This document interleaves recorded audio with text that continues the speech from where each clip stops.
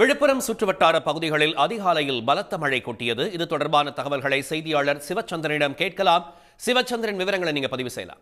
விழுப்புரம் மாவட்டத்தில் கடந்த 2 வாரங்களாக வெயிலின் தாக்கம் அதிகமாக இருந்து வந்த நிலையில் ஆங்காங்கே அரசியல் கட்சியினர் மக்களின் நலன் கருதி பொது இடங்களில் தண்ணீர் பந்தல் இருந்த நிகழ்ச்சிகள் எல்லாம் நாம் பார்த்து கொண்டிருந்தோம். இந்நிலையில்தான் இன்று அதிகாலை முதலே பார்த்தீங்கன்னா விழுப்புரம் நகரப்பகுதிகளில் பார்த்தீங்கன்னா வண்டிமேடு, கீழ்பெரும்பாக்கம், முண்டியம்பாக்கம், விக்கிரவாண்டி உள்ளிட்ட சுற்றுவட்டார பகுதிகளில் இன்று அதிகாலை முதலே லேசான மழை பெய்து வந்த நிலையில் தற்போது இந்த மழையானது மிதமான மழையாக பெய்து வருகிறது.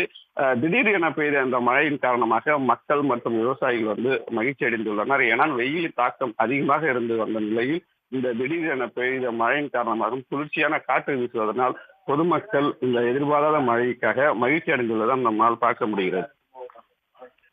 சிவச்சந்திரன், விவரங்களுக்கு நன்றி. உடனுக்குடன் செய்திகளை தெரிந்து கொள்ள சன் நியூஸ் பெல் ஐகானை கிளிக் பண்ணுங்க.